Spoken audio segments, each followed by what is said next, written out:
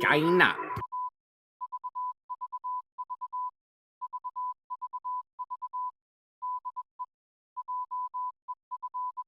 Sometimes in history, there's this magic moment. Somebody appears on the scene and everything changes. I am with you. We've never seen anything like this. I will fight for you. This was a man who's met his destiny. And I will win for you. He said he was saved by God in order to make America great again. His victory was the greatest comeback of all time. You're watching history, so buckle up. I don't think the American people have ever seen this before. A government that has moved this quickly and a president that has done so much when it comes to the border and energy and major investments from other countries. It's like warp speed. 47's on a hot streak, bringing head-snapping change to Washington, overwhelming the system with a volcanic eruption of action. Trump has a mandate from the people, and he's using it, and they're just getting started. President Trump said on the campaign trail, success will be my retribution. Despite the best efforts of those who would try to censor us, silence us, break us, destroy us, Americans are today a proud, free, sovereign, and independent nation that will always be free. We're going to have one shot at this, and no other president's going to do what I'm doing. America's back. Common sense is back. He is keeping his promise to you, the American people. Inflation is down. Growth is up. The numbers don't lie. The economy is soaring. Lowest gas prices in 4 years. And record tariff revenue. The USA is on a roll, culminating in the signing of the One Big Beautiful Bill on July 4th. The Trump economic golden age is full steam ahead. America is back, thanks to the courage of President Trump, thanks to the leadership of his amazing cabinet, and thanks, of course, to our brave men and women in the United States military. This is a message to the rest of the world. The days of ripping off America and Americans are officially over. Between the attacks on Iran's nuke site and the Maduro operation, the U.S. military recruitment at an all-time high. This president will go down in history as a peacemaking president. Peace through strength. America's in charge. And he's just got one filter, and that is America first. Whatever they're doing, it's working. Zero illegal crossing, drug cartels frustrated, less crime. We have the most secure border in the history of this nation. If you think we're doing good now, you just wait till this coming year. The president isn't taking his foot off the gas in 2026. It's a new year. The stock markets are already making new record highs. The Trump archive are a series of near impossible feats. As for the next year, the American people have so much to look forward to. The president will continue to build off of his historic accomplishments. 2025 was setting the table, but the banquet's going to be in 2026.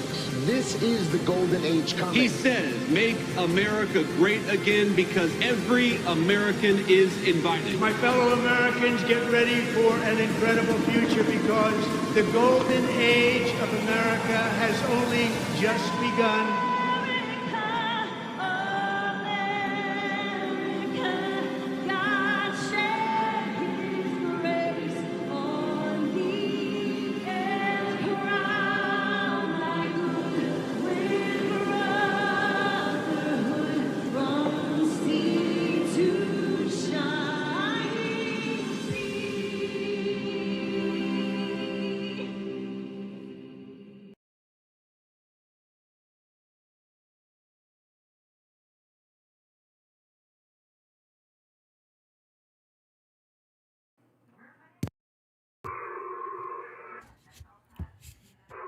What's going on, fools?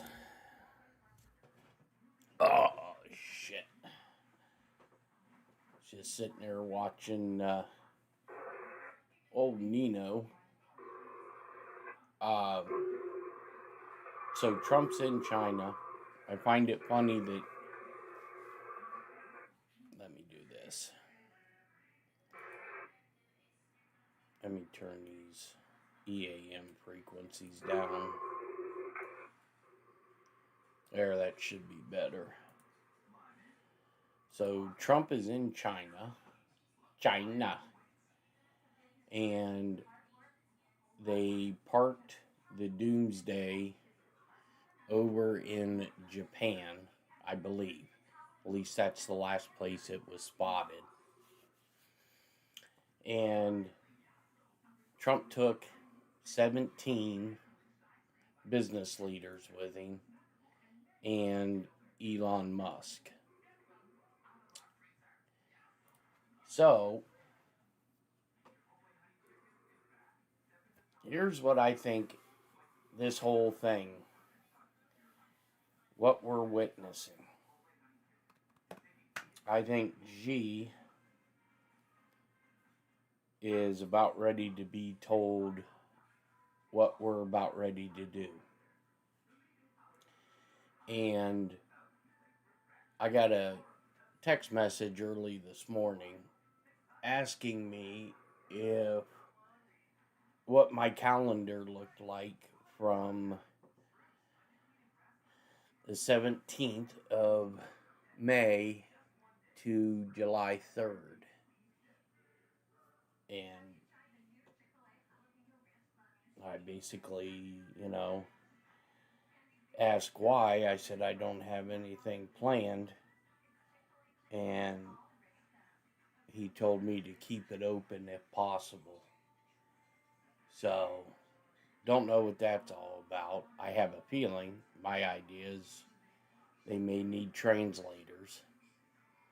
So, especially with Trump posting the image hunted to hunter. And now Trump's posting and retruthing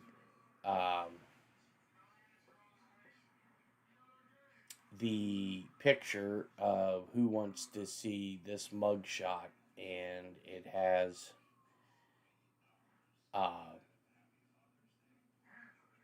Obama's face on it. So I think my prediction may be close to after the 17th and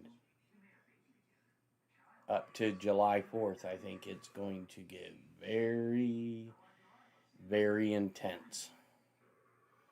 I think we're going to see some shit that we didn't think we were going to see. And one of the people that Trump took with him on this trip to China was the CEO of the company who provided all the back-end support for QFS.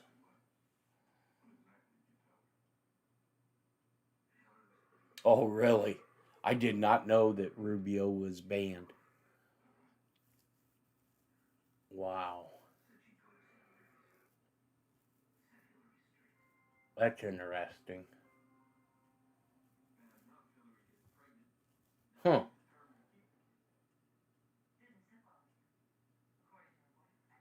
That is very interesting. So, I guess we'll be on China watch for the next day or two. Now, I'm going to go out on a limb and make a prediction. Normally, big stuff happens when Trump's out of the country. Yeah, Tim Cook. I think Marco was probably banned because of the remarks about Cuba. And I did see where the Pentagon announced that we put a boomer over in the Middle East. I cannot remember a time where the Pentagon is openly stated where one of our boomers are at, and they released a photo. That banned where? China.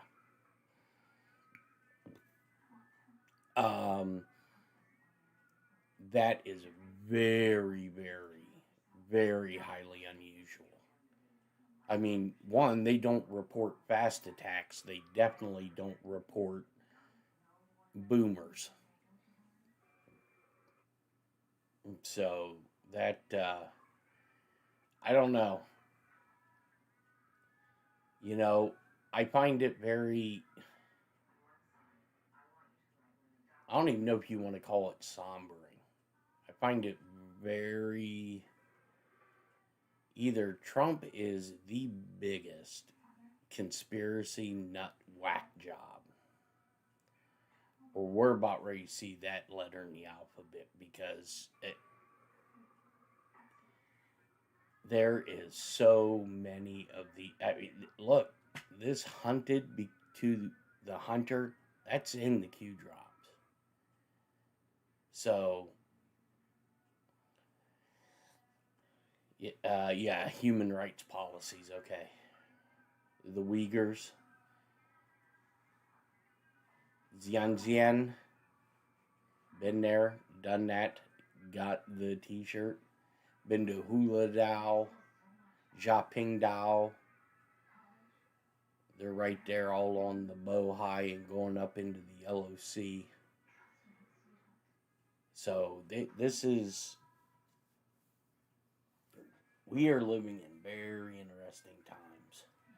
And, you know, there's a lot of people, there's even people that I know that have been Trump supporters that are bailing on him. I get it. You know, just in our area today, gas dropped like 40 some cents a gallon. Because one of the federal tax moratorium, and I haven't read it all the way through, but I guess there was an executive order, or there's going to be a publish of an executive order to where oil companies have to put a cap on a barrel of oil at $50 per barrel. I haven't read all of it, so yeah, I think Rubio's over there. I think Rubio is over there with Trump. I don't believe J.D. Vance is over there. I do know of two people that were on. They didn't tell me prior to, but when where they're currently at, I don't want to say where they're at, but they were on the Doomsday. Oh, I know. Well, Kelly, people have a "I need it now" mentality. Like I said in the live when we were talking about Rosatom, we are a instant pleasurable now society, and if the group of people that are alive were in 1942, we'd all be speaking German. Because these generations do not know how to sacrifice.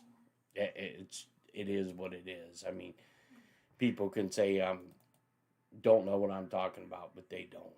I mean, it's a hot mess. Let's see.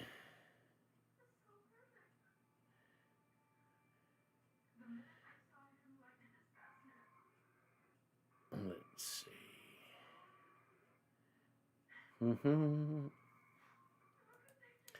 I'm just trying to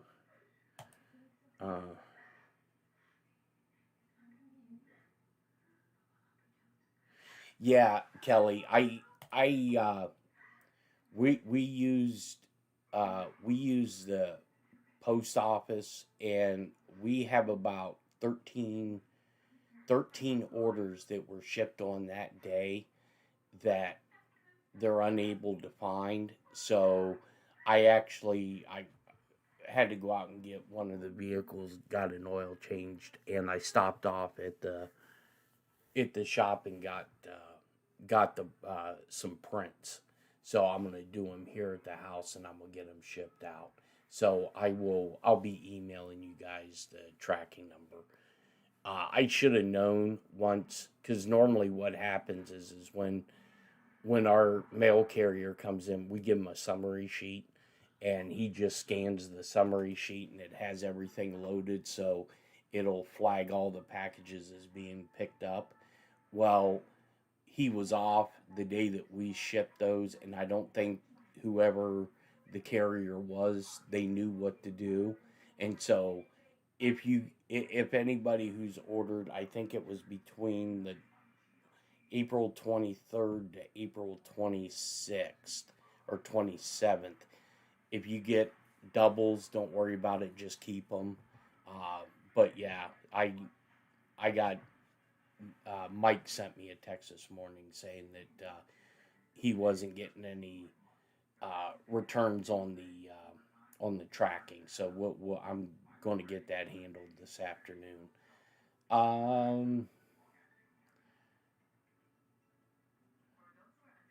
You're trying to be patient, but you're tired. I get it. I get it. I it's tough, but telling you, like I said, this is just my prediction.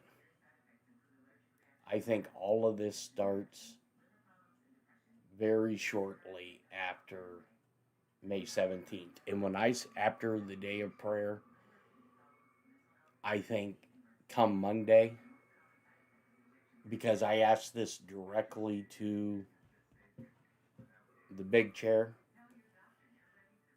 what's it like 18th and beyond? And he said, all you have to do is watch how Kash Patel reacted to Congress and his laissez-faire, I don't give a fuck attitude. Like, you guys are all involved. You guys can kiss my ass. And when I watched it, because I went back and I watched it back after he had told me this, and he kind of had a go fuck yourself type attitude. You guys can say whatever you want, but you are null and void. And I do think that's the case.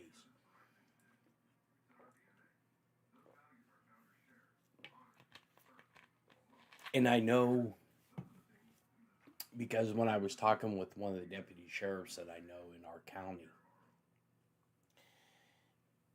I had asked him if they have any bulletins that have come down from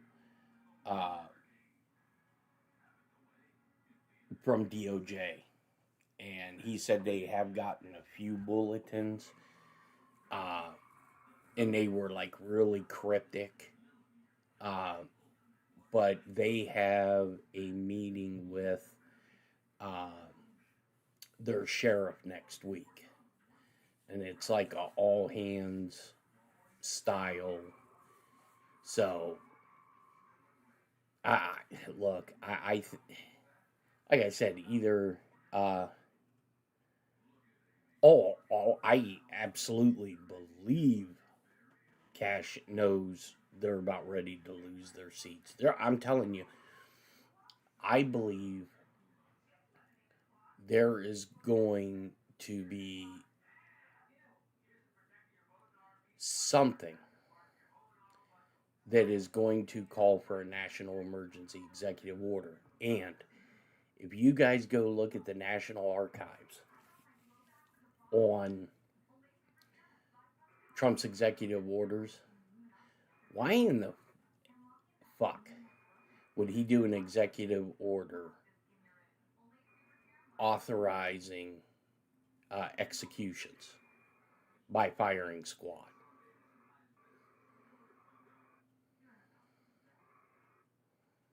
I mean, can anybody explain that to me? And it's there. I looked at it. I read it. Firing squads. That's like old school, like George Washington shit. I believe people are going to be in for a rude awakening. A very rude awakening.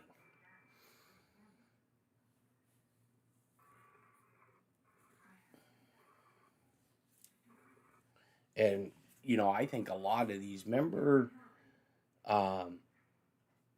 right before, I think it was towards the end of Trump's first term going into Biden's term, where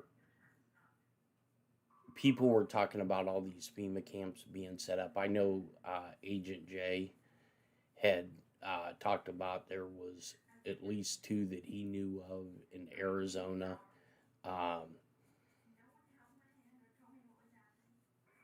So I believe there's going to be a lot of people, business, and I think this goes down to the local level. I really believe you're going to start seeing some major roundups because you have to fix the whole system. It can't just be at the federal level because, I mean, the federal level is just only one piece of the pie. With Xi granting it, he has his deep state too. The Politburo that he has. So it is. I find it, and I know the doomsday goes a lot when the president goes overseas, just because of some of the capabilities that doomsday employs. I think they landed it in Japan because that's kind of where the transponder turned off and the elevation, it was like 300 or 400 feet. So either they landed it there and they're keeping it there. I think they're going to pick. When you say regular people, I think business leaders and politicians. There's I don't know if you guys know what like DMarsh is at Treasury, but they track and trace everything with currency. So, I don't. Oh, I see. Now I reread. No, I don't think. No, I don't think they're like the average Jane Doe. No, if you haven't violated the Constitution, I don't think you shouldn't have anything to worry about. But just with all these DOJ planes that are flying all over, and it's an uptick. That's like Monkey yesterday. He didn't do any real plane tracking. There's a reason for that. He did like a special on this whole UFO thing. So, yeah, I don't think you have anything to worry about, Marla. But it's amazing how all of a sudden Elon Musk come back into the fold, isn't it?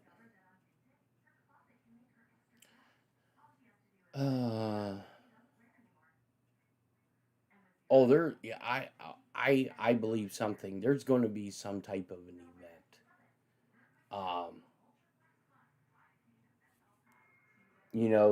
The letter in the alphabet said a nuclear event. And now you have the Pentagon openly admitting this boomer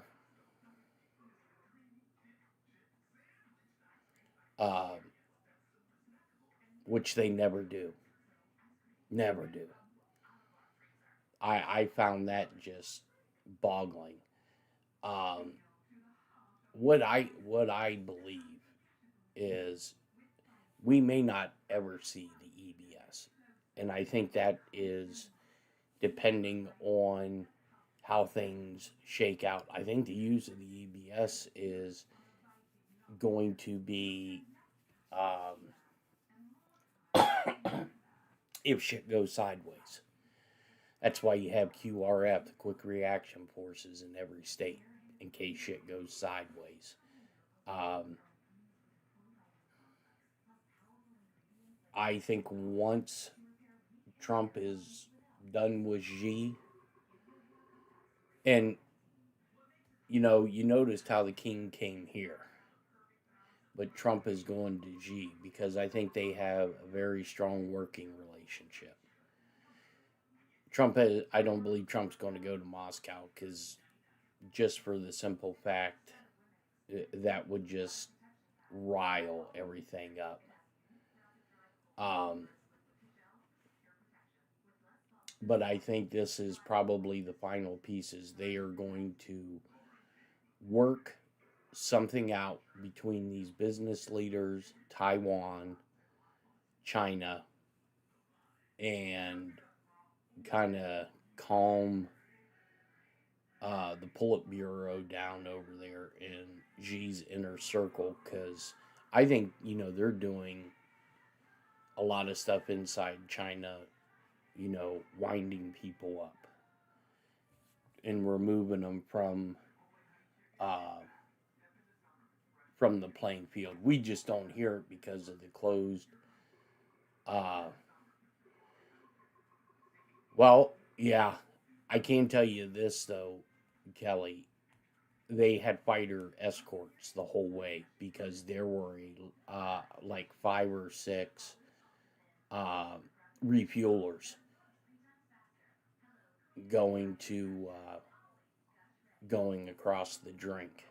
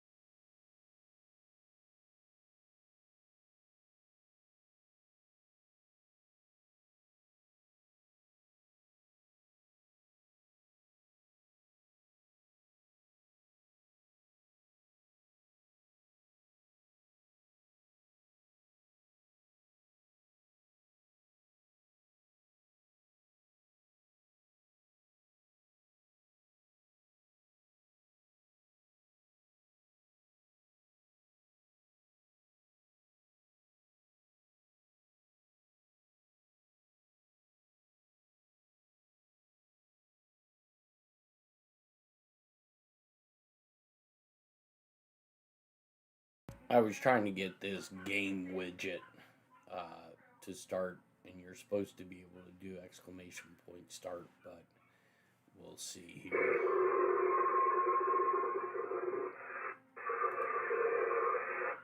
Turn this back down.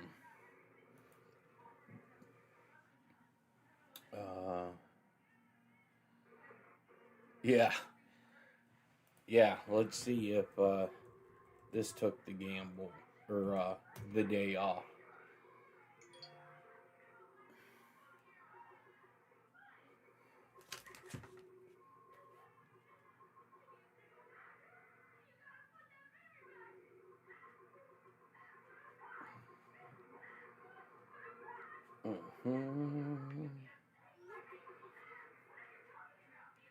Yep, just like normal. Lost. Gracie must be in here somewhere. Let's do this. Gamble all.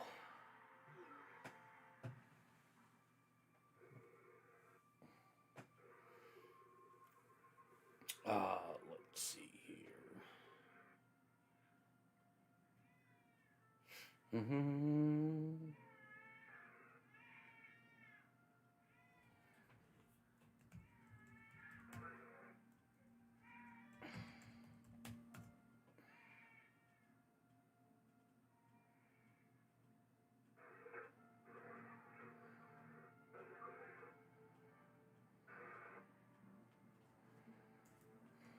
I wonder if there's like a time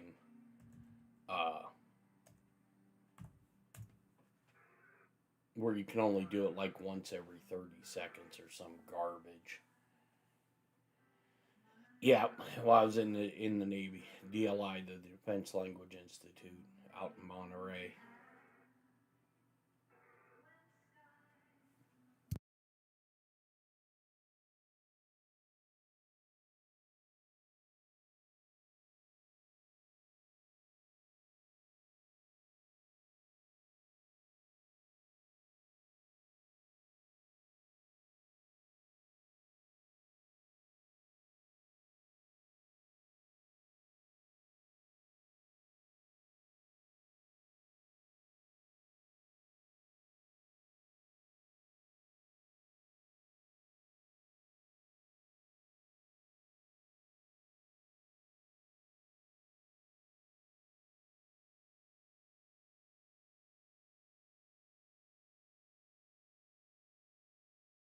That's awesome. Yeah, YouTube's a champ, huh?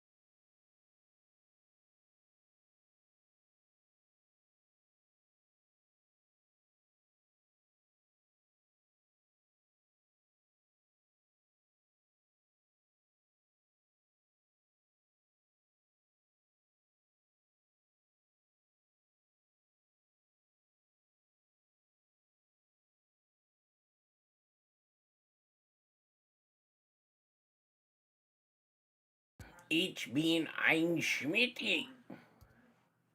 Lost it all.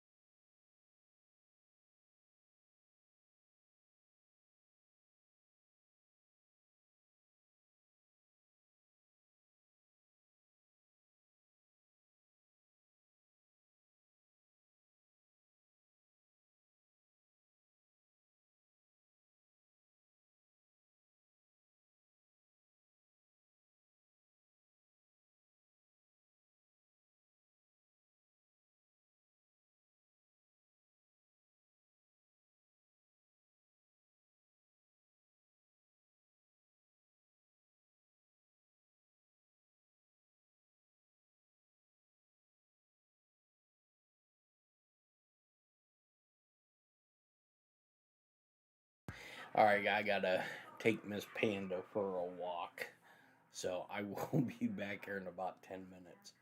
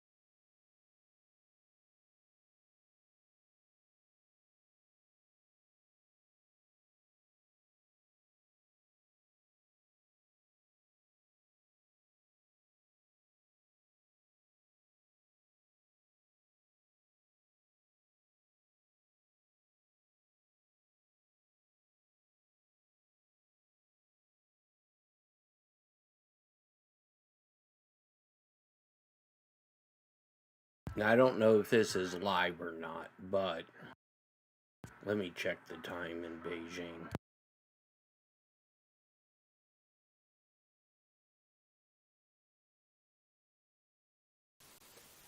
And this relationship is I think something this is which old. we are working very hard to make a fair and a reciprocal one. Trade between China and the United States has not been, over the last many, many years, a very fair one for us. As we all know, America has a huge annual trade deficit with China.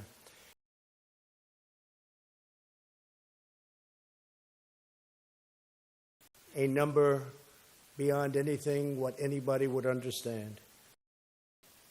This number is shockingly hundreds of billions of dollars each year. Estimates are as high as $500 billion a year. We must immediately address the unfair trade practices that drive this deficit, along with barriers to market success. We really have to look at access, forced technology transfer, and the theft of intellectual property, which just by and of itself is costing the United States and its companies at least $300 billion a year. Both the United States and China will have a more prosperous future if we can achieve a level economic playing field. Right now, unfortunately, it is a very one-sided and unfair one. But I don't blame China.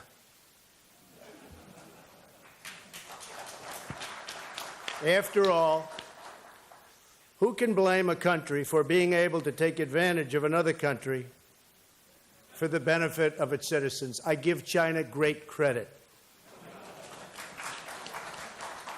He's got a point there. But in there. actuality, I do blame past administrations for allowing this out-of-control trade deficit to take place and to grow. We have to fix this because it just doesn't work for our great American companies, and it doesn't work for our great American workers. It is just not sustainable. I look forward to working toward that goal and to pursuing fair and lasting engagement. At home, my administration is supporting American workers and American businesses by eliminating burdensome regulations and lifting restrictions on American energy and all other businesses. Restrictions are being seriously lifted.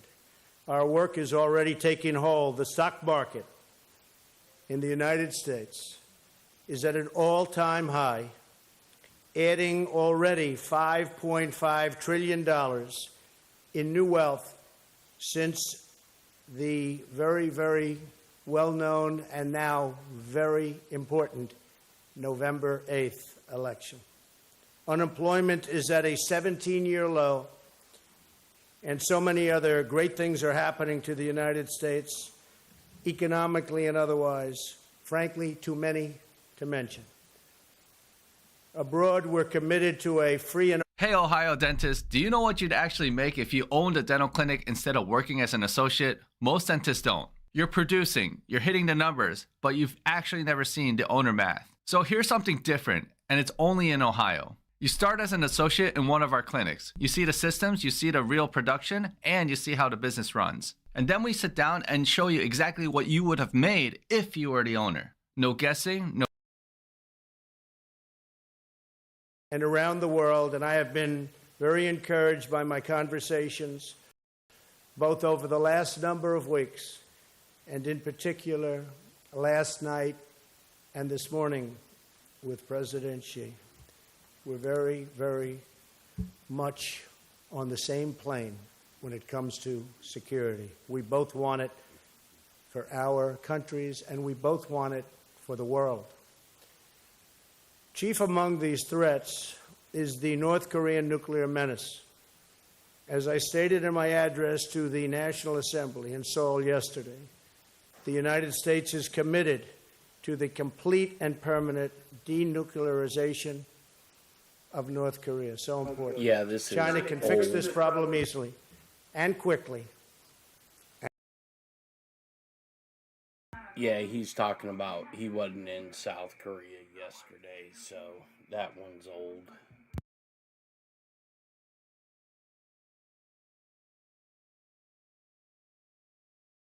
I hate all of these Asian channels because they put everything up like it's happening right now.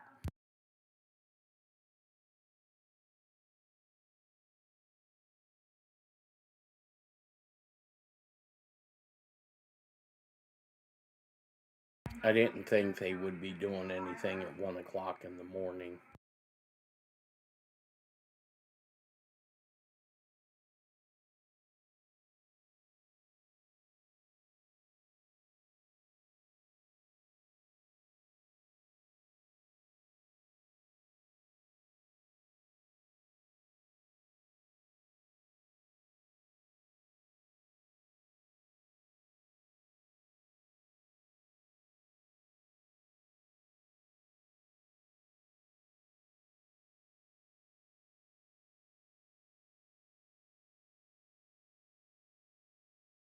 I think he said new crop.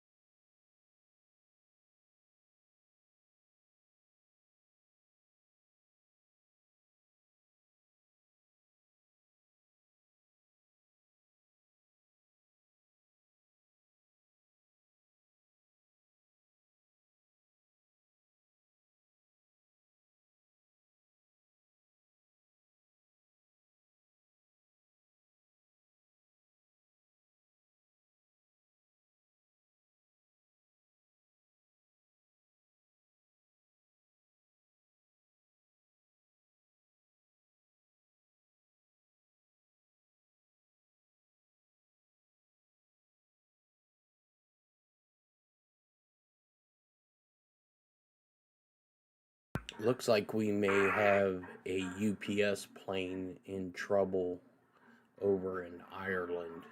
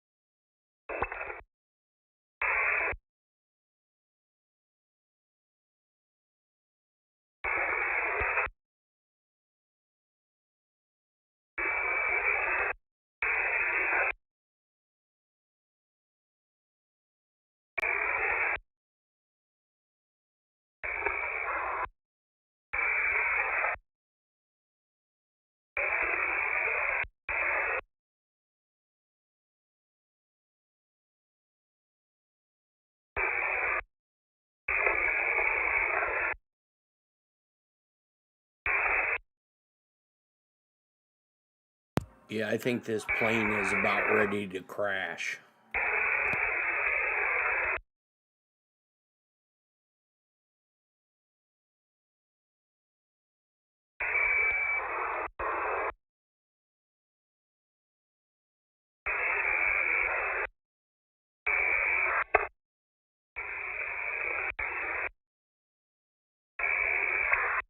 So it's going 209 knots, and he's dropping it about 64 feet per minute.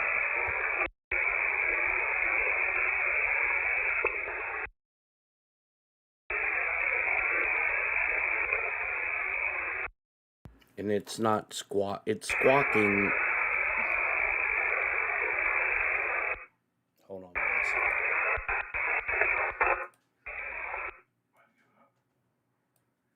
Okay. It's squawking. Let me see what that squawk code is. 5172.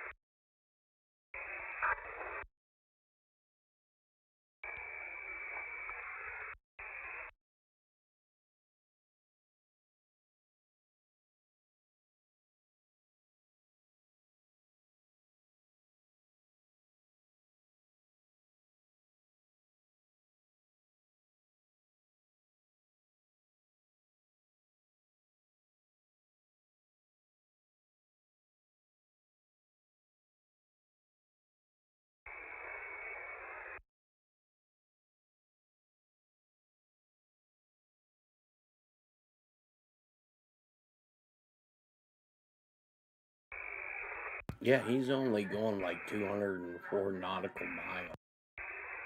I'm surprised that Joker hasn't just fell out of the sky.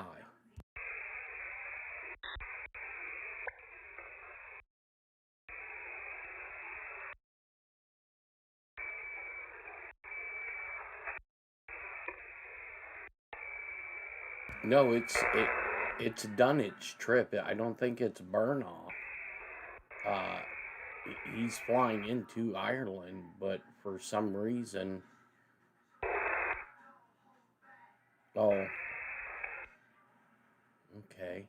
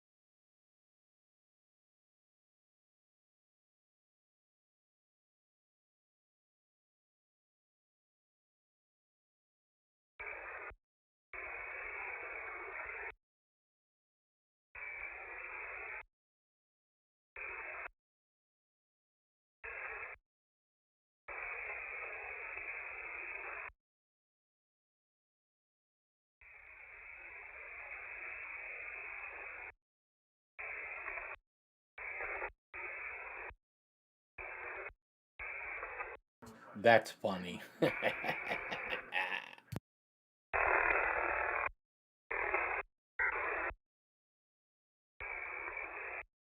Oh, it's landing gear issues? Okay. That sucks.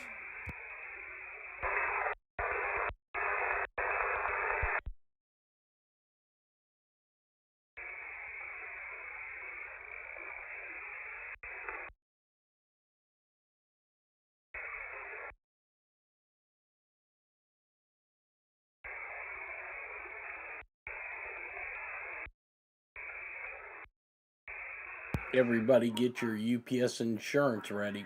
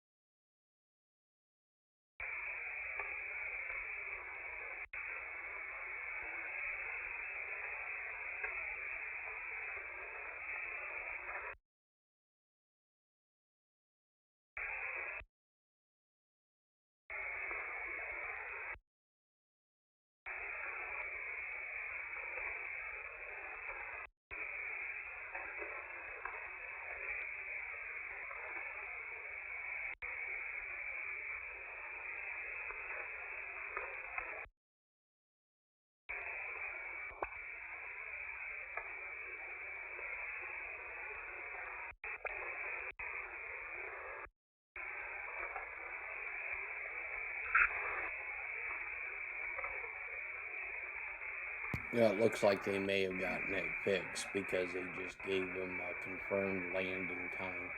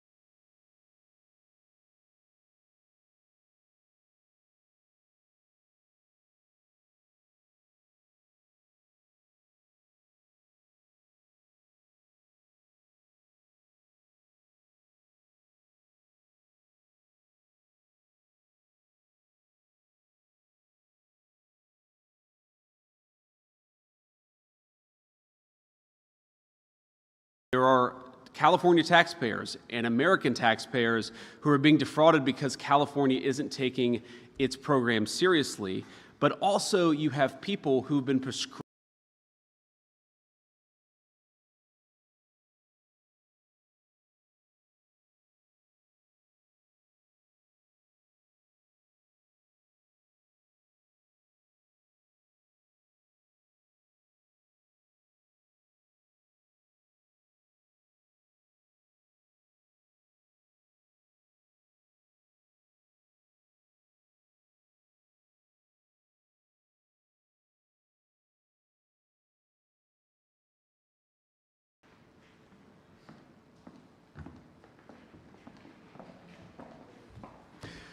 Good afternoon, everybody. How we doing?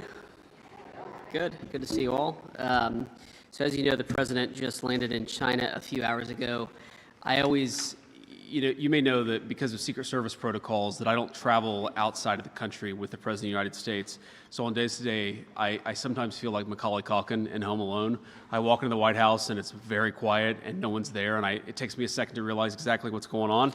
But we've got a very big announcement today, actually a number of big announcements, and looking forward to hearing from Andrew and Dr. Oz and Kim about that. But let me just say that we've been hard at work over the last several months trying to make sure that we take care of the people's money and trying to make sure that the services that exist for the betterment of our fellow citizens, whether they're low-income kids who need access to food resources, whether they're low-income families who need access to medical benefits, that those programs are protected for the people who actually need them, that they don't exist to enrich fraudsters, but they exist for the American people for whom Congress has said they're entitled. And that's exactly what this fraud task force is about. One of the things that I thought going into it, but that I've learned about fraud, is that it always has two fundamental victims. The first victim is the American taxpayer, who is generously paid into these programs in an effort to give their fellow citizens a leg up. But it also has as its victims the people who are meant to benefit from these programs, who are not able to benefit, or maybe are benefiting less because of what a disaster some of the fraud has wrought in these programs. And let me just give you a few concrete examples of what we're worried about, of what we're targeting, and also what we're going to do to solve some of these problems. So first, we're announcing that the federal government is deferring $1.3 billion in Medicaid reimbursements from the state of California. And the simple reason is because the state of California has not taken fraud very seriously, and because of that, we see a lot of the consequences that I just referenced. And again, let me highlight the fact that this really is two separate victims. So there are California taxpayers and American taxpayers who are being defrauded because California isn't taking its program seriously, but also you have people who've been prescribed medications that they don't even need. Sometimes they've had drugs put into their bodies that they don't need because fraudsters have actually encouraged false prescriptions and false administration of medications. So think about this. You're just a person trying to go see a doctor. You assume that your doctor is doing the right thing, but these fraudulent healthcare providers are getting rich by giving people medications they don't even need. It's a defrauding of the American taxpayer, but it's a violation of the trust that should exist between every American and the people who prescribe the medications. That's one thing that we're targeting, and this is why we're taking this action, is because we want California to get serious about this fraud. The second thing I want to talk about, and it requires a little bit of background explanation, is that we are going to very aggressively encourage the states to take Medicare fraud more seriously. So I think a lot of you understand, but for those of you watching at home who don't appreciate this, the Medicaid system that exists in the United States is really 50 separate systems. The federal government pays most of the Medicaid money, but then each of the individual states actually administers the Medicaid program. Now, we have red states and blue states that go after fraud aggressively, but we also unfortunately have some states, mostly blue states unfortunately, that do not take Medicaid fraud very seriously. So you have what's called Medicaid Fraud Control Units, or MFCUs. These Medicaid fraud, these anti-fraud units within the Medicaid program, we generously, meaning the federal government generously gives these fraud control units many, many billions of dollars across the United States of America so that they can take Medicaid fraud seriously. But let me just give you an example to highlight how absurd some of these Medicaid fraud programs are, because they're not actually being used at all. This is a tool. This is a tool that we want the states to use, but unfortunately, a lot of states aren't using these tools at all. Let me highlight this with just a couple of separate statistics. So, the Hawaii Medicaid program has received billions and billions of dollars from the federal taxpayers, and of course, Hawaii taxpayers have paid in a lot of money into this program over the last years as well. Guess how many convictions or indictments has Hawaii had over the last few years in its Medicaid fraud program? The answer is 0. Not a single indictment, not a single conviction, because the administrators of the Hawaii program just don't take it seriously. They don't think that fraud is a big enough problem. They don't care about protecting resources. They don't care about protecting that Medicaid program. So what does that mean? That means that if you're committing fraud in Medicaid in Hawaii, at least up until now, hopefully now they're going to take it seriously, you have had effectively free reign from the government of Hawaii to commit as much fraud as you want. That is a complete disgrace. In New York, which does a little bit better, but not by much, New York has had 9 indictments over the last year. 9 indictments. That's a $100 billion Medicaid program just in New York, and you've had 9 indictments. Indiana, which has about a third of the population of the state of New York, has had more than 4 times as many indictments over the same period. So does anybody here seriously think that the good people of Indiana are 12 times more likely to commit fraud than the people of New York? No, of course not. That's absurd. What is happening is that the leadership in New York are just not taking the fraud issue seriously. They're not using these anti-fraud control units to actually investigate and indict the fraud. So what are we going to do to fix that? Today, we are sending across 50 Medicaid programs, we are sending letters that will require them to show that they are effectively and aggressively prosecuting Medicaid fraud in their states. And if they do not aggressively prosecute Medicaid fraud, we are going to turn off the money that goes to these anti-fraud units. And I want to say a couple things about this. You may think, obviously, this is a Republican administration. We're all proud Republicans up here. You may think that this is purely a red state or blue state issue. That's actually not true. We see Medicaid fraud issues in Ohio, the state that I used to represent in the United States Senate. We also see Medicaid issues, fraud issues in a state like Maryland, which is obviously a very blue state. But both Ohio and Maryland have worked with us to take this issue seriously. They've worked with the guys behind me. They've worked with our entire team to make sure that they take fraud seriously. Again, this does not have to be a red state or a blue state issue. This is just basic good government. However, states like California, states like Hawaii, states like New York have completely not taken the fraud issue seriously in the Medicaid program. And so for those states that refuse to get serious about fraud, we are going to turn off that anti-fraud money. And if we continue to find problems, we can turn off other resources within their state Medicaid programs as well. Our goal here is not to do that. We don't want to turn off any money. What we want to do is ensure that people are taking fraud seriously. We want to protect Medicaid. We want to protect Medicare. But we can't do that if the states that are administering those programs are allowing those programs to be fleeced by fraudsters. So we encourage, whether it's California or New York or Maryland or Ohio, we encourage people to work with us. We want to help you use technology and other tools to get rid of the fraud, to get to the root of the fraud. We want to help you. But we can only help these state programs if those state programs are willing to help themselves. So these letters are the first step, the first effort to try to force these states to get serious about prosecuting fraud, and that's exactly what we're doing. Let me just talk about one final issue here. We see a lot of fraud in the home health care and in the hospice care system. I think Dr. Oz will probably talk a little bit more about that, but again, you have to appreciate that this fraud issue is fundamentally theft from the taxpayer, but also theft from people who need these programs. Just last month, a California psychotherapist, a woman who had spent 40 years treating patients, helping people deal with problems, found out that her Medicare program had been turned off, that she did not have access to the resources that she had been paying into for her entire life. Why? Because a fraudster had stolen her identity and signed her up for health care services that she didn't need, and so she had been turned off of the health care services that she did need. This happens way too much in the United States of America, and it happens because until recently, we did not have a government or an administration that actually took the fraud program and took anti-fraud prevention seriously. So let me just close with one final observation here. First of all, why are we doing this now? Why weren't we doing this 2 years ago? And the simple answer is because we didn't have a president and we didn't have an administration who took fraud seriously. So I want to thank the President of the United States, though I know he's busy in China. All of these efforts, all of these things that we're finding are because we have a president who has told us, take the fraud issue seriously, get to the root of it, and turn off the money when we find out that money is going to fraudsters. So that's exactly what we're doing. But I just want to say that for me, and I think for a lot of people who are involved in this effort, this is very personal. Because I'm not just the Vice President of the United States. I come from a family, and I grew up in a family where we sometimes benefited from these programs.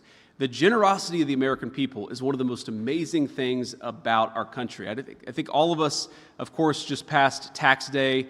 None of us like paying our taxes, but we do it. And why do we do it? Because we know that it goes to give a bite to a low-income family that can't afford food. We know that it goes to pay the military who keep us safe. We know that it goes to some essential services. But that trust in our government, that trust in our institution, it depends on us taking that trust seriously. How long are people going to pay into programs if they know that that money doesn't go to a low-income kid who needs health care, but that money goes into a fraudster getting rich?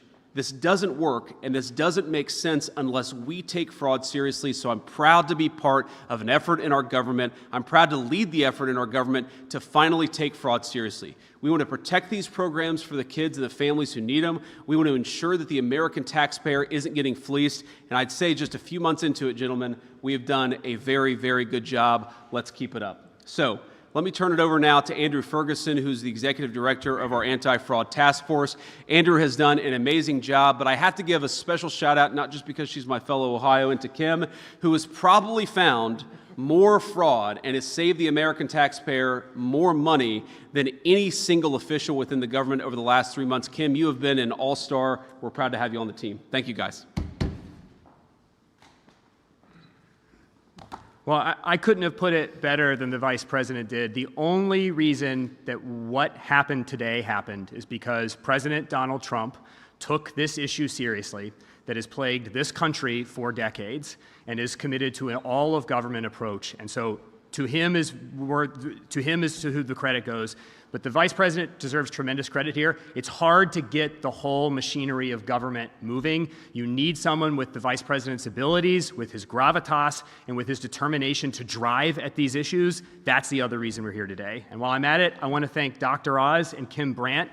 A lot of the fraud problems are at HHS, and these two have committed countless hours, night and day, their staffs, their resources, to getting at these problems and fixing it, and where the states are unwilling to do their jobs and fix these problems, Dr. Oz and Kim have stepped up to take care of it.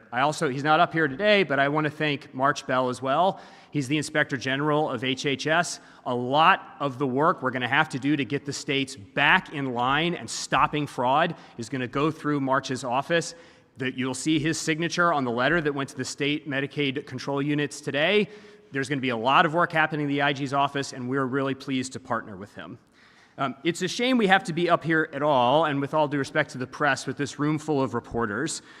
It should not have taken a brave kid with a cell phone camera to point the American people at this issue. This is the result of decades of corruption, particularly in blue states like Hawaii, like the Vice President was just explaining, California, Minnesota, and New York, that have taken tens of billions of dollars to pay lawyers to go after Medicaid fraud that just simply have not done it at all. That's the whole point of these programs. If we have these cooperative federalism programs, we love federalism, we want to partner with states, we love subsidiarity, but if the states are going to participate in this, they have to protect their own citizens when they get access to these dollars. And not only are these dollars supposed to go to fight Medicaid fraud, I want to shine a light on the real human dimension of the complete negligence and malfeasance of some of these states here. One of the things they are obliged by law to do is stop elder abuse. That is one of the express commands that Medicaid fraud control units are given, is you are supposed to police Medicaid abuse and elder abuse in the Medicare system too, where so many of America's elderly citizens receive care. And so when the states just take this money and turn it into a jobs program for blue state lawyers, they are effectively participating in the elder abuse in those states, because the American people turned over their money to these state programs to protect their parents and their grandparents from elder abuse. And if you aren't doing it, you are effectively participating in that process. The Vice President highlighted this problem that we have in Medicaid, which is if a fraudster takes your identity, signs you up for benefits, when you go to try to get the actual benefits you need, you can be denied them. This is a problem we have found all over the federal government in benefits programs. I mean, imagine, we have examples of this. A mother on SNAP benefits going to the grocery store and trying to scan her EBT card to get groceries for her children, and some gang somewhere in California took her identity, maxed out her EBT card, and so her children are going to go hungry because of fraud that no one in the states is policing. And that is why what we are doing today is so important.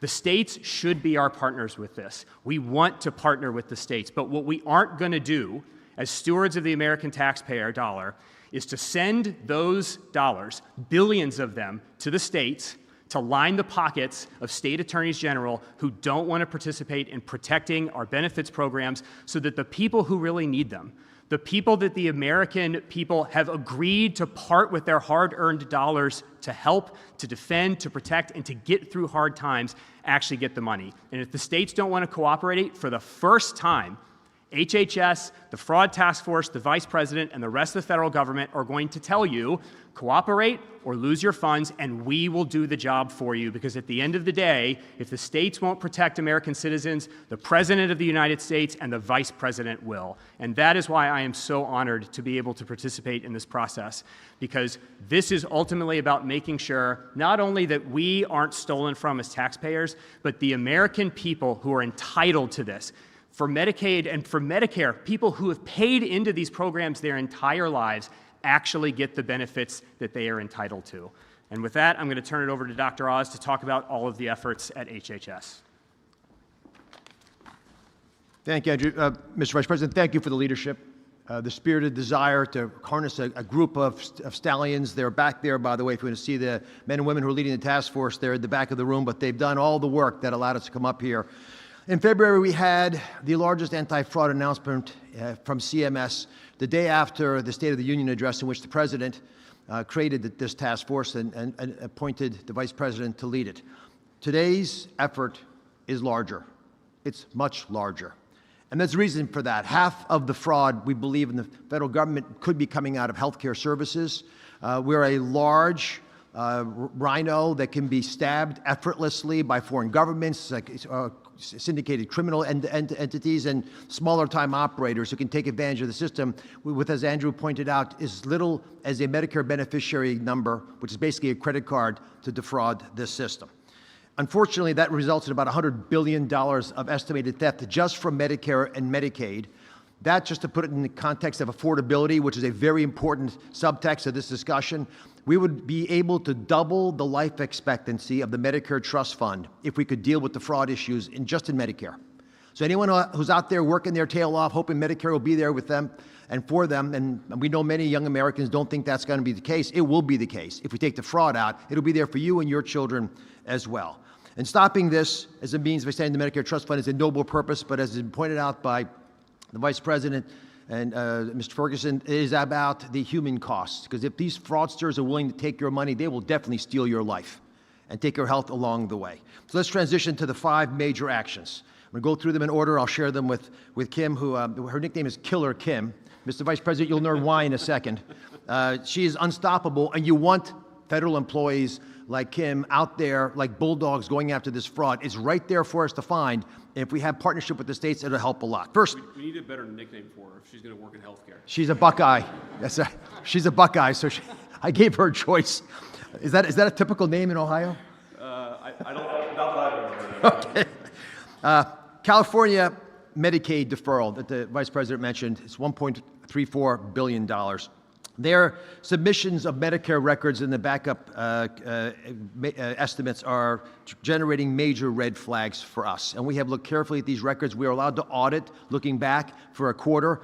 Dan Brillman, Caprice Knapp, who lead the Medicaid program, spearheaded this effort with a great team. We've discovered $630 million in billing from the folks who are egregiously the top 5% of outliers in billing. This is numbers so big you can't imagine anyone billing for these numbers of patients and that much for each patient. And so we're asking California to clarify for us how it got there. Second big area of observation is when you bill within a state, you should be comparable to the states around you. But in California, that's not been the case. In California, the growth of spending in personal care services, in-home services, is twice the rate of the average of the rest of the country. Let me say that again. The rest of the country is at one number. California is twice that number in its growth rate. We estimate there's $500 million that could be at risk, taken from federal taxpayers. That means people in New Mexico, which is a blue state, are paying extra taxes so that California can get away with something that they can't defend. So there's $500 million there we're going to defer till they can show us more convincingly why that's the case. And there's another $200 million that we're stopping in questionable expenditures. Much of that is linked to immigration-related costs. You know, folks who are undocumented, and we're not sure why we're paying for this. And as you know from the Working Families Tax Cut legislation, which I'm going to emphasize is a program that saved Medicaid. The President and Congress saved Medicaid with that bill. That became legislation. There's another $200 million at risk there. Added together, $1.34 billion. It's the largest deferral we've ever made. We're making it for a good reason. We'd like the state to at least come to the table and explain to us how these outlier payments have been generated. Second major issue is home health care fraud and hospice fraud. So let's just clear this up. Hospice, end of life, designed 40 years ago, a beautiful program that's designed to take care of you because you have cancer and you're not going to survive more than 6 months. To do that, the federal government says, we're going to trade your Medicare benefit for hospice benefit.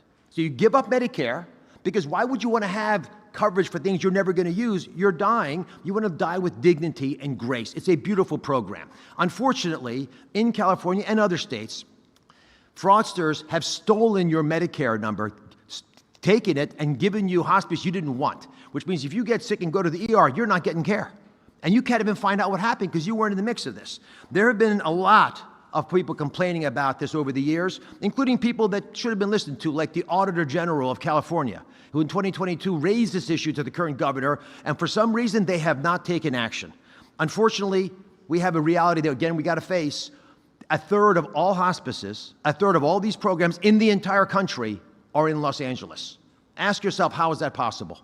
It's not. There are not that many people dying in Los Angeles. We're not talking about California, just Los Angeles. So Kim and the team, with Janina Ugo and a bunch of other great folks, went through the list of all the people, and we believe that at least half of the hospices in the entire area around Los Angeles are fraudulent. And today we announced 800 of those hospices have been suspended. That's getting us close to where we think we should be. 800 hospices that last year charged the federal taxpayer $1.4 billion will no longer be paid. Now, Mr. Vice President, if your core business was shut down by the federal government, would you call? Yes. You would call. Crickets. We have less than 20 who have complained. We're not even sure those are legitimate. 800 hospices shut down, and we're not hearing much. It's crickets out there. So we believe we're on the right path here. Next is a nationwide moratorium on all new hospice and home health care. Why is that possible? Because when we squeeze the balloon in California and slow their growth of hospice and now take away 800 the payments to 800 hospices, we know what those fraudsters do. They move to nearby Nevada. Next door, Nevada has a 7-fold increase in hospice already. Arizona, Texas, they're moving across the country. So we've today announcing a moratorium nationally. There will be no new hospices or home health care open in this country. If you have the program now, you can keep it. You can go to ones that already exist. We're not taking away any services, but there will be no new licenses granted until we can figure out a better way of working across government. Let me highlight this, because when Andrew, who's leading, and the Vice President are chairing this task force, it's very simple. You have CMS, you have OIG, March Bell sitting over there. You have the Department of Justice, you have the FBI, you have Treasury. You put those things together, you make a powerful fist. And that's the fist we're going to punch through bureaucracies and realities that are stopping our ability to protect the American people. I'm going to leave you one last thought, and then I'm going to ask Kim to cover some of the issues around the Mufukos and the Medicaid war room that she's creating.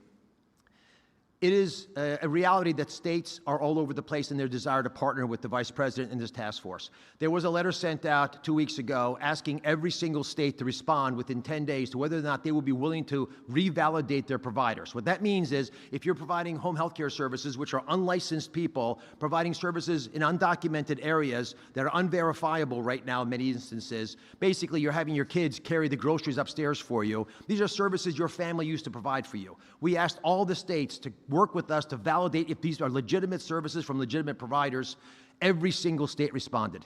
So contrary to the narrative around red and blue, every state wants to protect their citizens. Some are just more competent or brave enough to actually make those steps. And for some reasons, as you heard today, California has been lax in this endeavor. We hope this wake-up call will be heard loudly across the beautiful state of California, whose people we're trying to protect, sometimes from their own leaders. Kim?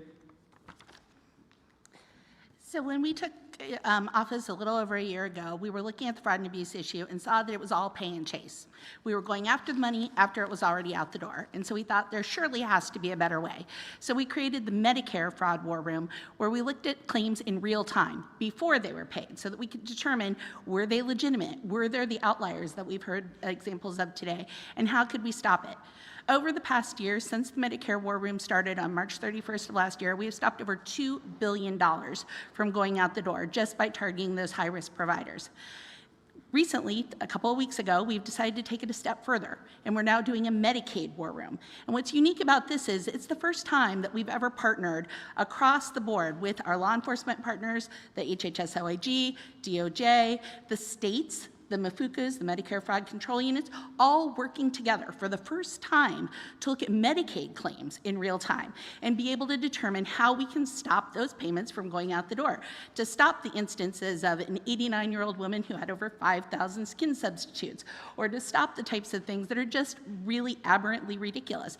So what we've done is we have data analysts, we have forensic auditors, we have law enforcement people, all coming together in a virtual room. It's not an actual room like you think of like on TV, but they're all in a virtual room where they are looking at this in real time and then making determinations about how we can shut those bad guys down and how we can take action. And what has happened is we are now using our administrative authorities, payment suspensions, overpayments, civil monetary penalties, and the HHS OIG exclusion authority to really be able to take action against these people and make it so that we can hopefully bring that money back where it needs to and never let it go out the door. The key is we want to keep it so that it can provide the services for the people who most need it and who most benefit from it, and stop the bad actors from getting all the benefit. Thank you. Thank you, Kim. So, Dr. Oz, I want to make sure I understand this well. So you're saying that we kicked off 800 fraudulent healthcare providers off of the Medicare system, and not a single one of them called the government and said, hey, you made a mistake. We've had a handful of calls. We're not sure they're legitimate yet, but it's less than 20 out of 800, and we're auditing them. Unbelievable. So at least 780 are not even trying to claim that they're not fraudulent. And again, those are businesses that we were giving hundreds of millions, in some cases billions of dollars to, not to provide services, but to make a fraudster rich. It's just completely insane. Drives home the scale and scope of the problem. Okay, we'll take a few questions. I will say the ground rules are, I will take the easy questions. Any hard questions are for Dr. Oz. Yes. With NBC News. I want to ask you first on the issue of fraud. As you're saying, if the administration is calling to specifically withhold Medicaid payments, why should the people who rely on those payments suffer the consequences for a state's failure to go after bad actors? And I have another question for you after. So I want to be clear here. We're talking about withholding the Medicaid fraud enforcement payments that go to the state bureaucrats. We're not talking about withholding people's benefits. We're talking about turning off the resources that the state government should be using to police fraud. And then instead, we're going to use those resources ourselves because we're actually taking the fraud issue very seriously. But I do think it raises a very important issue. There are going to be some, I'm sure, some politicians who say what you're doing here is harming the Medicaid program. We're trying to save the Medicaid program from dysfunctional state bureaucrats. If you allow hundreds of millions, billions, even more money to go out the door, not to healthcare services for low-income families, but to fraudsters, you eventually are going to destroy the Medicaid program. So this is why we say red state, blue state, this does not need to be a political or a partisan issue. We want to work with you to eliminate fraud and make these programs last longer for the people who truly need them.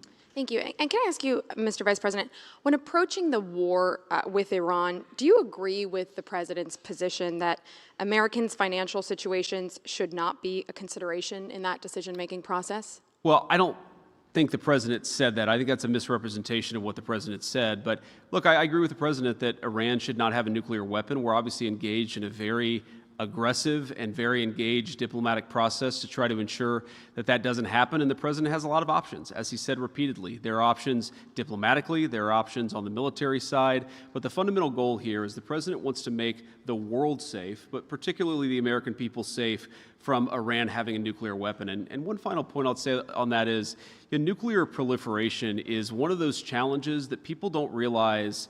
It's the biggest threat to America's national security, and it's not obvious until it is. Because what happens if Iran gets a nuclear weapon? Then multiple Gulf Arab countries are going to want to get a nuclear weapon. Then multiple countries from there are going to want to get a nuclear weapon. The goal of preventing nuclear proliferation is probably the single most important thing that we can do to keep our people safe for the long term. It's absolutely a worthy goal. But of course, the president and I and the entire team, we care about the American people's financial situations. It's one of the reasons why we passed the Working Families Tax Cut. It's one of the reasons why we're so focused on fraud. We care about how the American people are doing economically. We've also got a number of other challenges. Of course, the president has to confront all these challenges simultaneously. Yeah. Edward Lawrence from Fox Business. On fraud, the savings that you find among all of these states, what impact could that have on a federal deficit?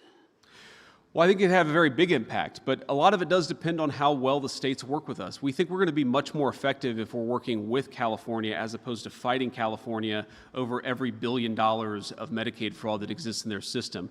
I mean, there could be tens of billions, hundreds of billions of fraudulent payments within the California system if you count what's going to illegal aliens, if you count what's going to people, fraudulent businesses, if you count what's not going to the people who actually need it, but going to fraudsters. We would find that money a lot easier if California was working with us, which is why we've taken some of these steps. I mean, the letters fundamentally are outreach. We're going to the states and saying, here are the things that we can do to work on this issue together. And of course, if they don't work with us, there are going to be penalties. We don't want to get there. We want to work with these guys.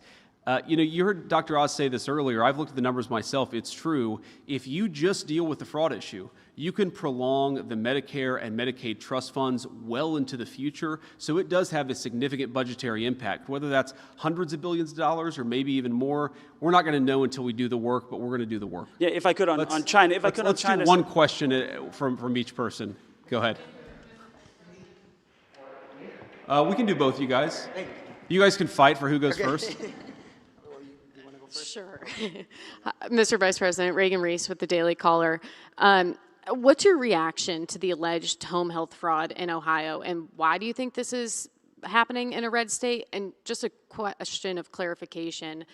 You mentioned that some states aren't cooperating. What does that look like? Are they not responding to your calls? Are they stonewalling you guys? If you could expand on that. So I'll let Dr. Oz go into the details a little bit, but on the Ohio issue in particular, look, this happens everywhere. We're a big country. Hundreds of billions of dollars goes out the door every single month from the federal government, and inevitably, you're going to have people who try to take advantage of it. What bothers me is not that you have a few fraudsters out there, it's that the government hasn't taken seriously pushing it back. You're always going to have bad people. You're always going to have a few bad apples try to take advantage of the system. What's so unique about this country until recently is that we didn't take that seriously. We didn't try to push back against the fraud, and that's what's changed. When I talk about cooperating with these various states, and again, we've had some good cooperation with both red states and blue states, it's very context specific. But for example, let's say that we know we have a number of fraudulent Medicare or Medicaid providers. Working with the federal government to identify who those are, to kick them off the rolls so that when those companies, those fraudulent companies submit a reimbursement, they don't actually get any money in return. Now, sometimes the federal government has a better perspective on that, sometimes the states do, but that's one example of ensuring that local providers that are fraudulent are not able to get reimbursed or not able to get access to the resources. That's just one example. Dr. Oz, I'm sure you probably have 100 more in that brain of yours. Very succinctly, Minnesota, which we announced the deferment there when the Vice President and I were in this room several months ago, sued us. And we're trying to get them to wake up to a problem. The amount that we deferred was a small percentage of their rainy day fund. They sued us and sought a temporary restraining order. That's not what a partner does. The judge did not give them a temporary restraining order. We're going to California now in part because we couldn't get them to respond on things that we think they should have taken proactive steps on. If they've been warned for at least 4 years by their own auditor general that there's a massive problem with hospice and they don't deal with it, it pollutes the entire ecosystem. It creates corruption that rots the foundation of who we are. So on the 19th of December, after it had gone through all the different processes, the State Department of Health in California was going to mandate by the first of the year that you cannot have more than one hospice per provider. This is a red flag issue. Why would a doctor need to have 20 hospices? You have one hospice, do it right. They do 20 hospices because they're taking bribes, they're selling their license and their soul. For reasons we don't understand, and I'd love to pose that right here to the state of California, someone very senior in their government pulled down that rule, never let it issue, and we never got help from them. That's why we went out the first week of January to say, what's going on here? And we find out that, as the Vice President mentioned, the Medicare fraud detection units sometimes are not being enabled to do their jobs. These are the kinds of behaviors that people take when they're trying to hide the ball. And the question I'd love to ask the media to opine amongst yourselves, we're debating it as a task force, is do the governors always feel that fraud in Medicaid is a flaw? Or are there sometimes some reasons why it might be a benefit? Might be a feature of the way they're running Medicaid. The same way we had to stop legalized money laundering through state-directed payments and provider taxes in the Working Families Tax Cut legislation, we are concerned that some governors see these programs as jobs programs, and their downstream impact of that resembles political patronage that we're very serious about. Mr. Vice President, thank you so much. Leonardo Feldman with Newsweek. Can you tell me a little bit about, the president has been toying this idea of a joint ticket between you and Rubio. What do you think about that? Oh, man. What I think is there are a few topics that I want to talk about less than what office I'm going to run for years down the road when I'm having a good time and trying to do good work in the job that the American people already elected me to do. Look, as I've answered this question probably in any number of ways. I love Marco. I think he's a great Secretary of State. He's become a very, very dear friend. But I think both of us are very much focused on accomplishing the American people's business right now. If I was the American people, there are few things that I would hate more than a person who's barely been in one office for a year and a half, who's angling for a job 2.5 years down the road. Let's do a good job now. We just got to keep at it. Go ahead. Oh, God. Just quick, I have a fraud question. This is Kit with CNN. It's not us who are bringing this up. A couple days ago, Trump made this statement to people in the Rose Garden. Why do you think he does that? Do you think it's a little bit of toying with you both over your succession? Why do you think he brings that up? Just number one. Well, I just don't think it sounds like the President of the United States to have a televised competition for who would succeed him as his apprentice. I just think that's not at all what you would expect the President to do. But no, I think the President, he's always been fascinated by politics. If you talk to him, he was fascinated by politics 30 years before he ever ran for office. So I think it's natural for him to, joke around with us a little bit, to play around with the idea. But I can tell you the President is as focused as any of us on making sure we do as good of a job now for the American people.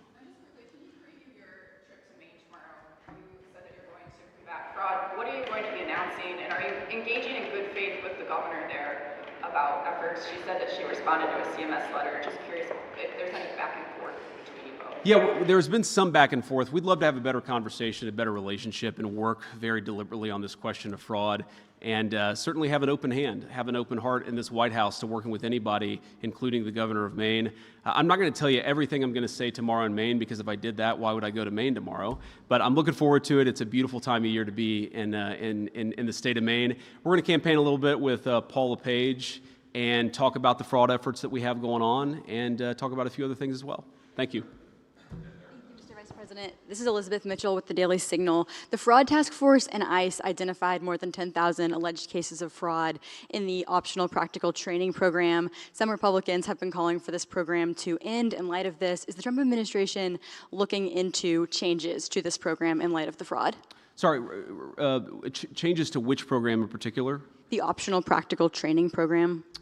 Yeah, so we're looking into a lot of this stuff, and the fundamental question obviously is we want to save the American people money, but we're also trying to preserve programs that exist for the benefit of the American people.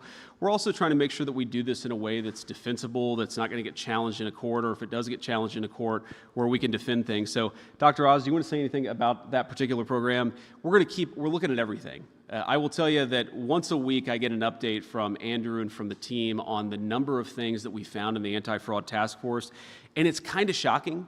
People, I go on the road and talk to, a lot of folks out there. I was in Iowa last week, and one of the most common questions I got was, is the anti-fraud thing, is it hard? And I'm almost confused by the question because, unfortunately, there's so much fraud in the federal government. There was so much that we allowed to accumulate over the 4 years of the Biden administration and, frankly, probably over 40 years of bad American governance. There is so much fraud for us to go after. What we're trying to do is go after the highest value targets and the things that preserve these programs for the American people. Yes, sir. Thank you. You said that administrators they don't care or that they're neglectful with the funding, but does your team think that there are bureaucrats in federal or state governments who are actually complicit in helping fraudsters? Well, we think it's possible, right? I don't want to prejudge these things, but we've certainly seen reports of, for example, Gavin Newsom in California or Tim Walz in Minnesota getting these reports that there were fraudulent activities happening in their states and then looking the other way. Whether that rises to the level of criminal conduct, I don't know, but we're certainly looking into it because as much as we care about protecting these programs, we also care about ensuring that federal and state officers aren't violating the law. And if they are violating the law, then of course we have to prosecute them. That's an important part of equal justice under law. So we're looking into this stuff, but I can't commit to it because unlike the last administration, we tend to only prosecute people when they've actually violated the law, not just because they have the wrong political affiliation. Yeah, go ahead. Dead Americans on food stamps. I'll do this again. Dead Americans on food stamps, you mentioned the other day, 186,000 dead Americans, to your knowledge, are receiving food stamps. Are you confident that you can get that number down to zero? Well, I want to be clear, I don't actually think 186,000 dead Americans are receiving food stamps because that would be impossible. I don't think that we have 186,000 ghosts walking into the grocery store and achieving benefits. I think that we have people who are claiming that they are getting food stamp benefits. They're using the identity of a dead person. So it's very much a living person. It's a living fraudster who's stealing the identity of a dead American. I just want to be very clear about that. But look, we know this is happening. We think that it's costing the American people hundreds of billions of dollars. By the way, another hidden cost of fraud is that it drives up the cost of goods for everybody. Because if you've got hundreds of billions of dollars chasing food that is going to dead Americans, living fraudsters, that's going to raise costs for everybody. So it actually is one of these things that has multiple victims, including the fact that it's driving up the cost of good for other Americans. And on the yes, China all the way in summit, the back. No, sorry, man. You got two, I think. I really like your jacket, but still only one question. I'm going to stick to my rule here. Thank you, Mr. Vice President. Daniel Baldwin, One American News. You spoke a little bit about states cooperating, and that was a big theme the first time you and Dr. Oz came here and spoke to us about the Minnesota Medicare payments. Sure. You referenced Maryland as a blue state that's cooperating. You mentioned red states that were cooperating. Have you guys been successful in putting up any guardrails with states that have cooperated thus far, and what do those guardrails look like? Well, the biggest guardrail is the one that we announced today, which is that if you have all of this money that's going for Medicare fraud prevention or Medicaid fraud prevention and you're not actually using it, we're going to take that money back and use it with our prosecutors and our investigators to ensure that we're actually looking at fraud. And then what that would do eventually is it would allow us to actually engage in some other enforcement actions. If they're not taking the anti-fraud stuff seriously, then there are some additional steps that we can take beyond that. I think the approach that we've tried to take really has been collaborative. We've tried to identify with the states, here are some examples of some very bad fraud, here are some things that you can do to fix it, here are some ways that we're willing to use our resources to help you. And again, most states have been pretty good. There have been a few, unfortunately, very large states that collect a lot of money in federal revenue, and I think a lot of us know why that is. You have political leadership that doesn't like the idea of cooperating with a Republican administration, even though it's a very common sense, good government principle. I think you have some people who know that a lot of their constituencies, maybe some of their donors are getting rich from fraud, but regardless, red state or blue state, we're going to go after it. We have to.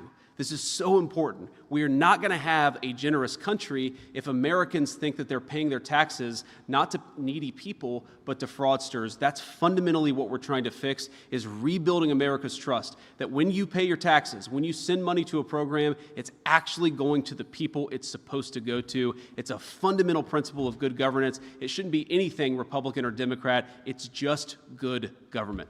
Yep. Go ahead.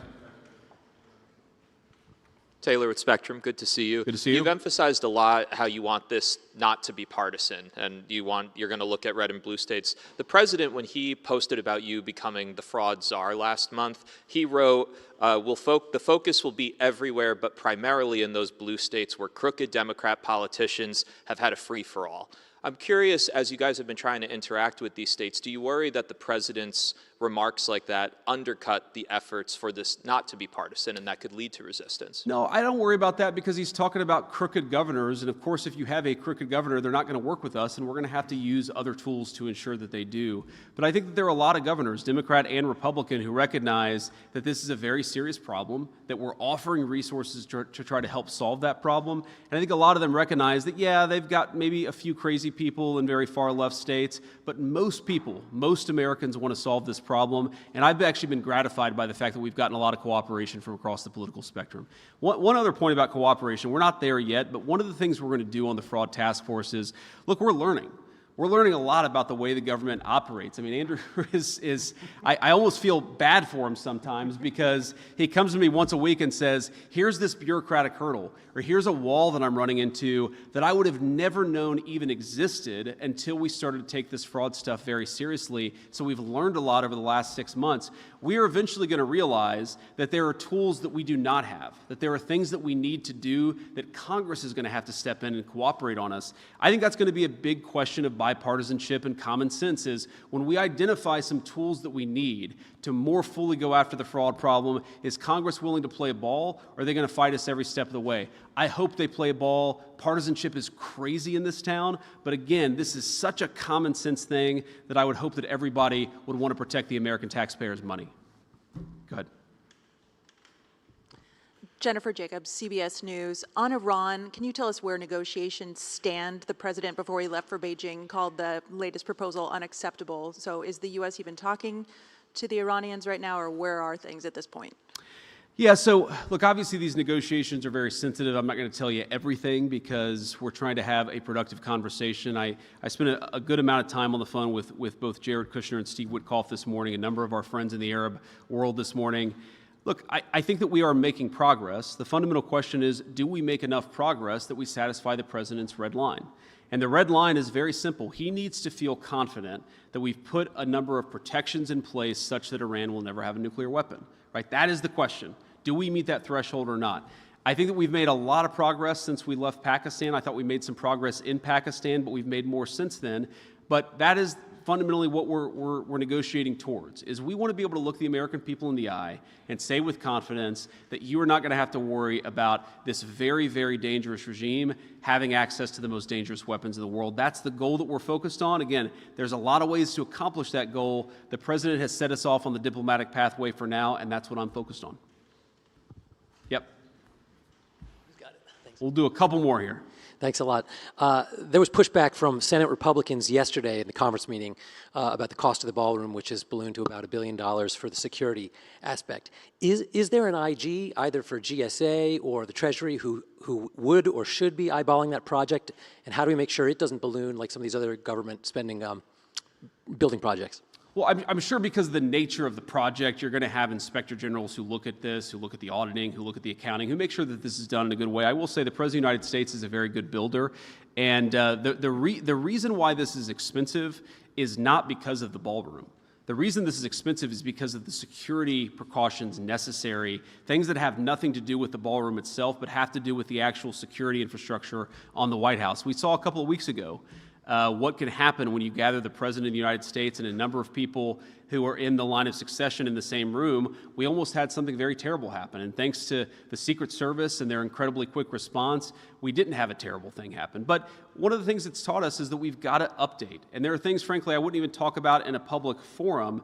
There are parts of our national security, and there are parts of the international sort of world that are very, very dangerous, and the president needs to be protected. The senior officials in our government need to be protected, and that's fundamentally what this is all about, is ensuring that on the White House grounds, we have what's necessary to protect the president, whether he's engaged in a state dinner, which of course is an important part of the president's functions, or whether he's engaged in the day-to-day functions of being president of the United States. Go ahead. Thank you, Mr. Vice President. My question is, what's your message to Americans as the Iran war continues to impact the economy, especially after yesterday's inflation report?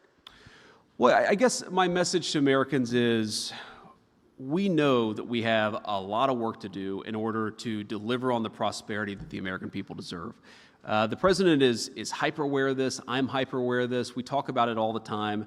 We know that the American people inherited a very bad inflation crisis. Yes, the inflation number last month was not great, but take it back to the May of 2023 in the Biden administration, or take it back to even further. We're not seeing anything like what we saw under the Biden administration, and that's a problem in and of itself.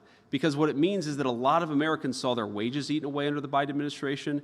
They saw the values of their paycheck eaten away during the Biden administration. And one of the things we were elected to do, of course, was to fix that problem. And I promise you the president is laser focused every day on fixing that problem. Now, what I will also say is that whether it's the working families tax cuts, putting more money in the pockets of the American people, whether it's bringing a lot of investment into the United States so that we can build the factories and the jobs of the future, the president's laser focused. This stuff does take time. In the same way that the Biden administration's inflation crisis ate away at workers' paychecks for 4 years, it's going to take us a little bit of time before we get workers in a position where we feel like we can look them in the eye and say, you are much, much better off, but that's what we're trying to do. We're going to keep on working at it. I think we made a lot of progress. If you look at the average household wage increase since Donald Trump became president, it's gone up. But we came from a pretty deep hole. Meaning a pretty deep hole, the Biden administration. We're digging ourselves out of it. And what I want is for us to completely dig out of that hole and then to build a brighter and better and more prosperous future for the American people. That's what they elected us to do, and that's very much what we're focused on. Sir. Thank you, Mr. Vice President. Can we quantify the amount of fraud that's related to illegal immigrants? And what are the asks of California and these other states? What can they do to claw back some of this money that's being deferred? You know, I don't know that you can quantify it because it's so hard to keep track of all of the criminal migrants who are taking advantage of our system. I mean, they're taken advantage by, the average criminal migrant that we have in an American prison is costing us $60,000 to $120,000 a year, depending on the location. They're collecting health care benefits. A couple of states, California and New York in particular, they actually allow illegal aliens to benefit from the American people's, health care programs, which is just a disgrace. And just a travesty. I mean, if you go into an emergency room, you should know that you're waiting in line with other American citizens, not with people who have been placed to the front of the line by a fraudulent Medicaid program in California, but that's what's happening. We know this is what's happening, and again, it's driving up costs for everybody, it's making it harder to access health care, and it's absolutely fleecing the American taxpayer. It is a lose-lose-lose proposition. I've seen efforts to try to quantify this. I think the answer is hundreds of billions of dollars a year, whether it's 300 or 6, it is a lot of money between Medicare, Medicaid, food stamps, prison fees, everything that goes into the criminal migrant problem in the United States of America. It's a lot of money. And again, I talk about the American people. We're a generous country. We're a generous people. I love that about this country. But part of that generosity is that it extends to our fellow Americans. We cannot give Medicare and Medicaid benefits to everybody all over the world. It's going to bankrupt those programs. They ought to belong to Americans first. And that, to me, is the fundamental meaning of America First, is that all of us take a look at our programs, take a look at the fraud, and we say, how do we ensure that the federal government works for the American people first? That's what we're doing every single day, and we're going to keep at it. Thank you, guys. Go ahead.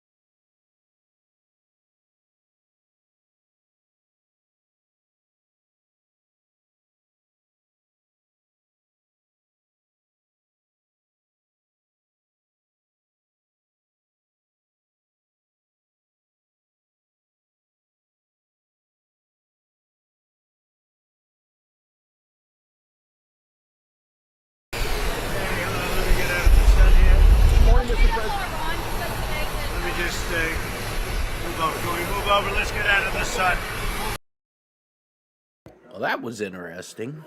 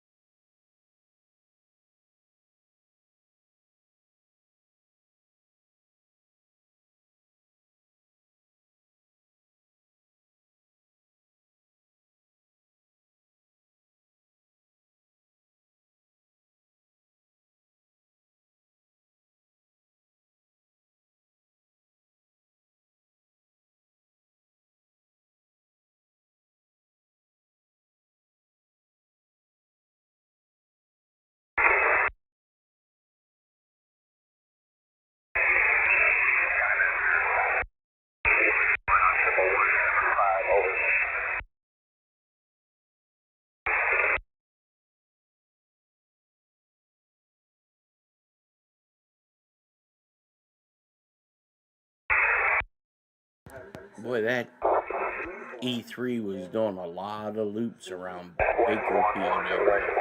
This is New Crop. New Crop, I have you. Lima Charlie, over.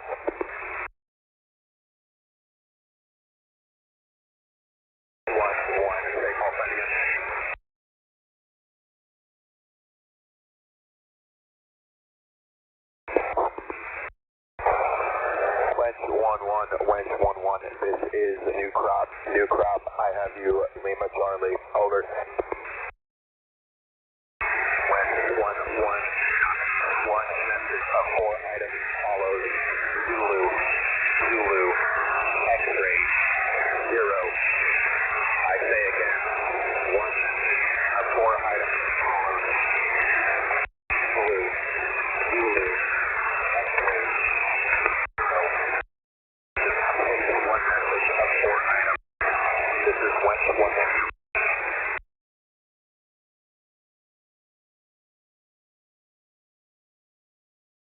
Sounds like he said one message of 4 items.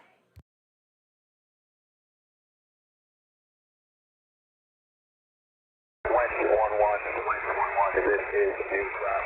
Crash message is all the following traffic. Zulu, Zulu, X-ray, 0. This is New Crop out.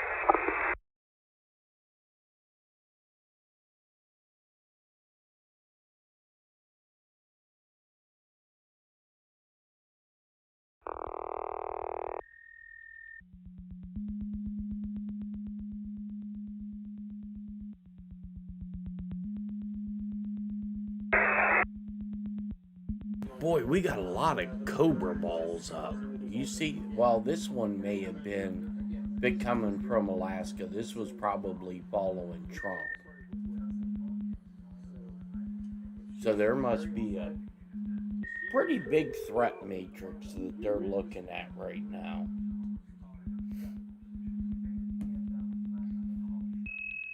We got 1, 2,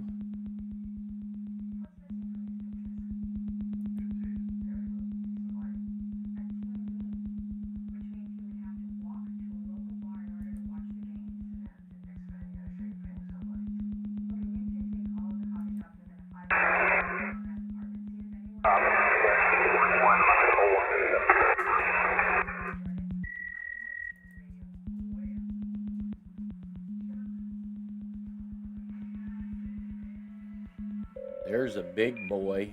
Wench 1-1, this is New Crop. New Crop, I have you at Lima Charlie, over. Wench 1-1. 4 items follows. Standby. 4 items follows.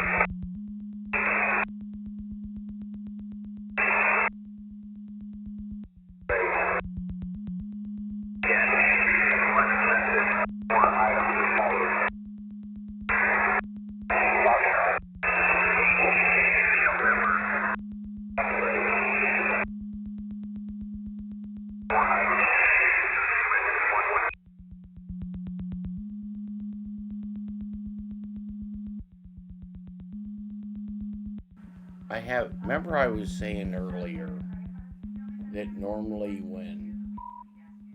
if there's going to be... Wench 1-1, this is New Crop. New Crop, message is receipt of the following traffic. Foxtrot, 8 November, X-ray. This is New Crop out. See, they're sending 4-letter groups.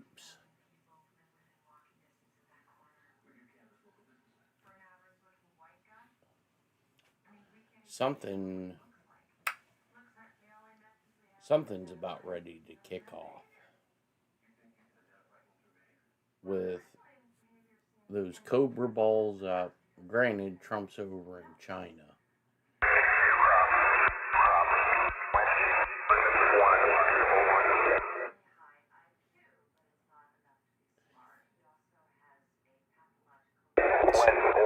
Wench 1-1, this is New Crop. New Crop, I have you at Lima Charlie, over.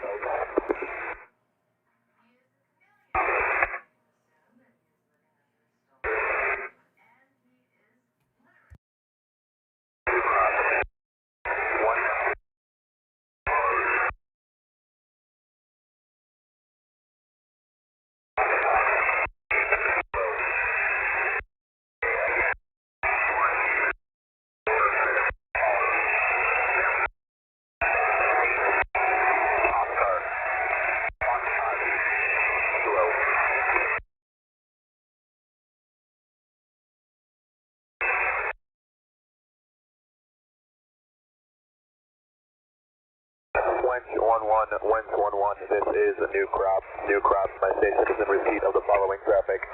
8, Oscar, Foxtrot, Kilo. This is new crop out. Yeah, see, they're just transmitting these 4 number groups, and we got 5 of these rivet joints. Well, rivet joints and cobra balls up.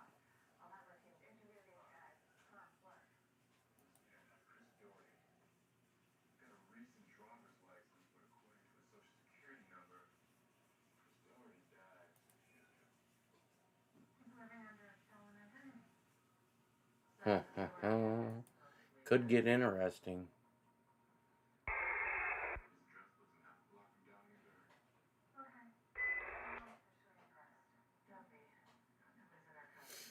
Mm. So this B-52 that's up, it could just be getting airtime, but all the one Cobra ball was coming back from Alaska, which they probably sent up with Trump.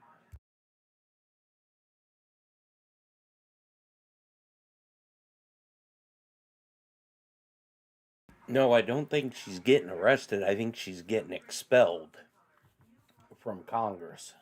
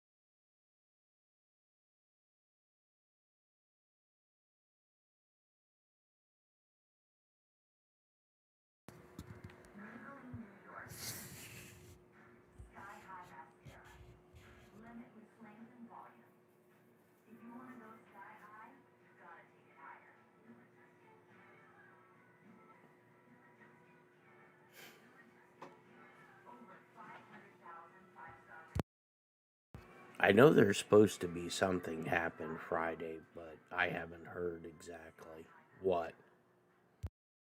Because Trump will be on his way back.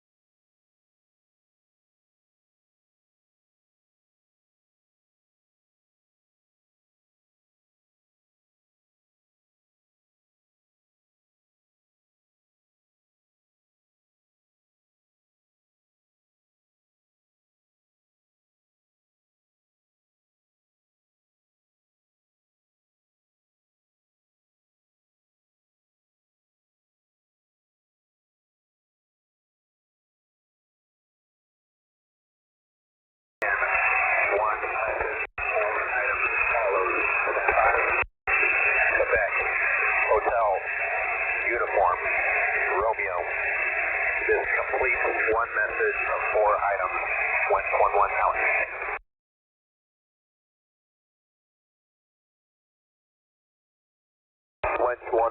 West 11, this is New Crop, New Crop. My station is in receipt of all the following traffic. This is New Crop out.